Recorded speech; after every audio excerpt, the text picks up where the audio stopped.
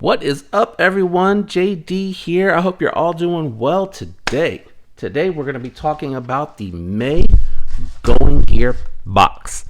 This is the subscription package. You can subscribe to them. They generally try to include a pocket knife and some other gear.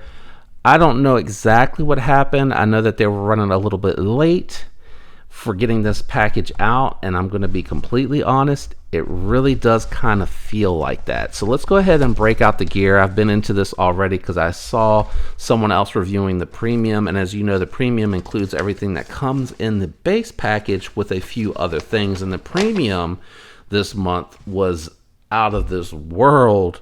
But the items that were in there that I knew that were going to be in here kind of concerned me a little bit. So let me go ahead and stop being cryptic, bring everything out that I'm talking about. This item here really excited me because I actually have a review that'll be coming out after this of the titanium variant of this EDC flashlight. And I really like this flashlight a lot. I think the performance, the throw, what you're getting out of this particular flashlight versus the price point is outstanding.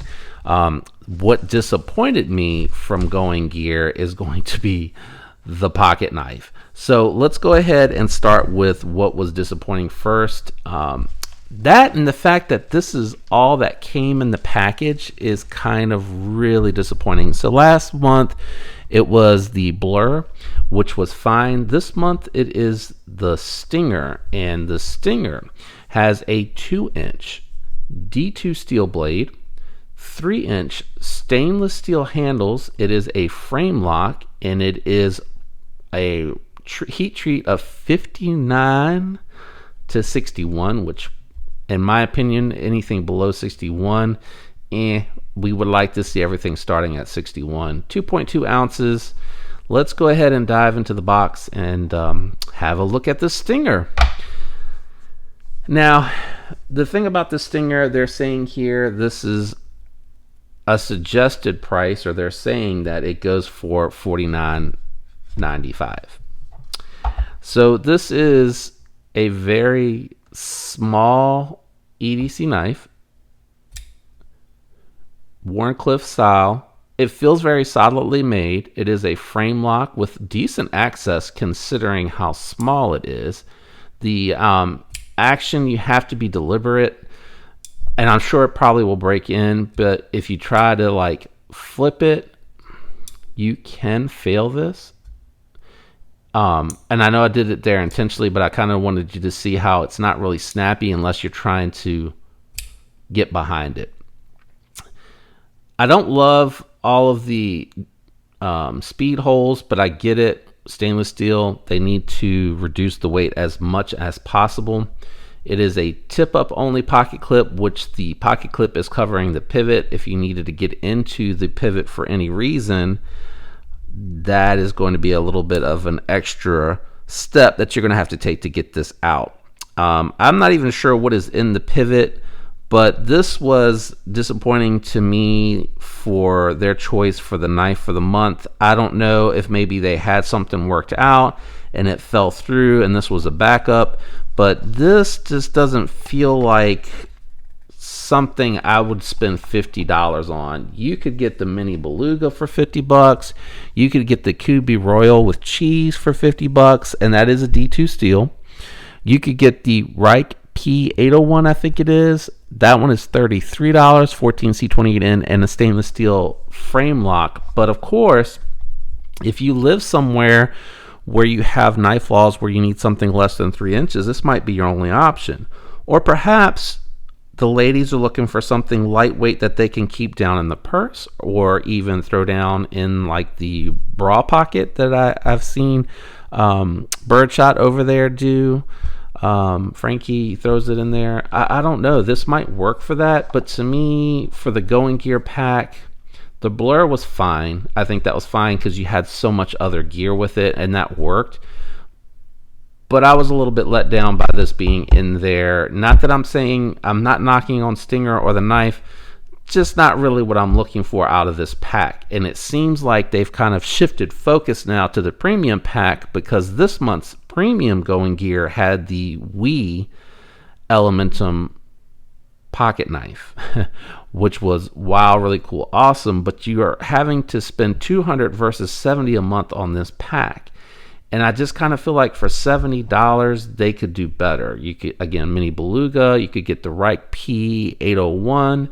I think they had the Reich P661 in one of the prior ones before I decided to join up. And again, I'm just kind of hoping summertime, the premium pack getting the most attention, that they're trying to work some stuff out. So I'm hopeful the future packs will be better. But where I feel like they definitely redeemed themselves is the flashlight, which they're saying is $44. So you got $80 worth of value here.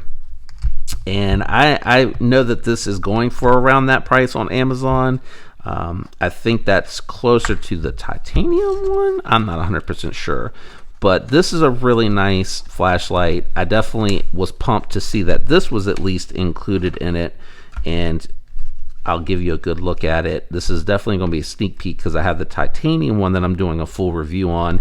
You do get the charge cable, the user's manual, and you get the lanyard with it. So it's a really nicely built flashlight. It's around the size of the i5R. And as you can see, it's a skeletonized stainless steel frame in this instance. Or is this aluminum? Does it say? Does it say? Oh, I can't really see through there. Oh, wait, maybe it says, oh, yep, stainless steel. It says it right here on the package. Stainless steel. Color will vary what they're talking about as far as the color. They're talking about the aluminum shell. Woo, couldn't think of that for a second. So I don't want to give too much away for the review. What I'm going to do is just go ahead. You can tell it hasn't been opened because it does have the sticker going over top of the light itself. And for some reason I cannot, there it is, got it. So this is to kind of let you know to remove before use. And then what you do here is it does have a toggle switch, and it also has a little bit of a sticker here to protect the outer shell from the pocket clip moving around on it. Once you pop this out, yeah, this is definitely different from the titanium. The color is a little bit different. This one is more of a slate blue, and the one that is on my titanium is more of like a chromoly blue. It's really pretty on the titanium, but I think this is probably matted. Woo, I almost lost that. This one's probably matted down so that the shininess has something like it's just contrasting.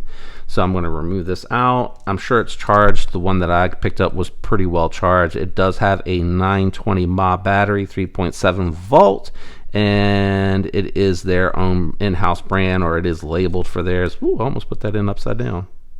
Yeah. All right. It does have a nice copper threading here to keep from seizing up against the aluminum. And it does have a rubber seal there. I believe, if I recall correctly, and I'll pull it back out here in a second. Hopefully it is not on. Yep. So now that that's in there tight, you can just push it up and lock it down. Has a nice tail switch. Yeah, so it's fully charged. I believe the way that this one works, if I remember, because I did a bunch of flashlight videos here recently that'll be coming up, but I think you just kind of push halfway to get to the one that you want and then just click to lock it in place. So that is low. Wait a moment because it does have memory. And then you'll go to the next one right away. That's medium. And then right away again, that's high. And ultra high, or the highest one, which will kill the battery the fastest. I tend to like the one more. Wait, yeah, right? No. Let's moonlight, low, medium, high. Okay, moonlight, low, medium. I tend to like the medium setting. I love this toggle switch on here. It has a nice tactile feel, but it's muted down slightly so it's not quite so loud. So it's nice from an operating perspective. Really nice flashlight. And as you can tell, I did the review on the other one, so I'm very familiar with it. Yeah, up at the top here with the little red Ziploc bag, it does have some extra seals in there.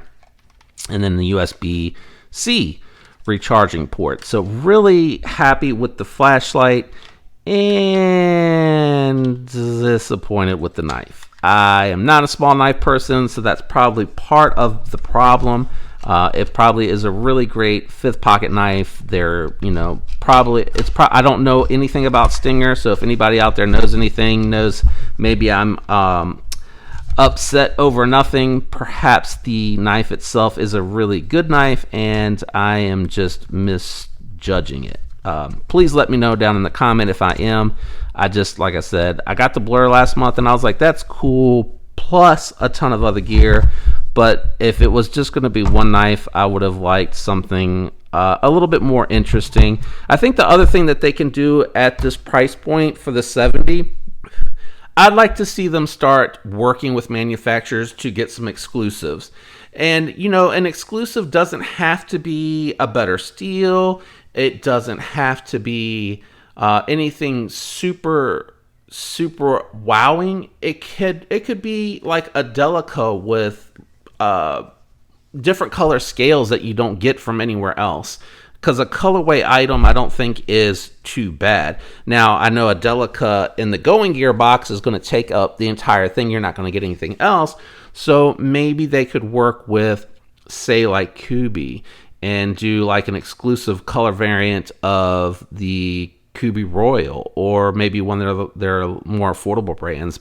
Also, what would be interesting, because I just saw a post from CJRB where they said they're replacing all their D2 with their in-house AR RPM 9, which I do actually like better than D2. They could reach out to them and maybe do a kind of feldspar type knife and a flashlight or something like that. I think something like that would just breathe life back into the Going Gear. I really would like to see this take off, because it is a unique way to kind of have them randomly select gear, and they knocked it out of the park with the flashlight, but they totally dropped the ball on the pocket knife. And for me, in my channel, this is probably the more important item coming in the Going Gear box. There's probably those out there that are more into flashlights, and I don't mean to poo-poo on your parade, but you got the better deal this month and last month. Last month had the little Olight with the Blur, and I think that was balanced, and you had some other stuff in there. But if they're going to do like this, which I don't mind them slimming it down to like a knife and another item, but make the knife more interesting. Reach out to the other manufacturers and see if they'll do a Going Gear exclusive, so that even if you're going back to knives that are more popular, you're giving them a different variant, a different colorway, something that you can't necessarily go somewhere else and get. Anyway, that's just my thoughts. I'm a small channel. They're probably never going to get this feedback from me unless I try to go directly to them and give the feedback. But I think that would really make this jump. Like, I think more people would dive into this if it was something like that, like a unique Going Gear Elementum, a unique Going Gear Feldspar, a unique Going Gear Beglighter, just something different. It doesn't have to always necessarily be something that is discovery that you don't know about or haven't heard about. It could be just something that you're getting because it's an exclusive to your subscribers. And I want Going Gear to be successful, and that's why I'm giving this feedback, because I want to like this. This is a great concept. I just think needs a little fine tuning on the execution. If you enjoyed today's video, do me a favor, leave a like, consider subscribing, and turn that notification bell to all so you get alerts whenever future videos drop. Don't forget to follow me over on Instagram. And as always, I hope you have a fantastic week, and until next time, peace.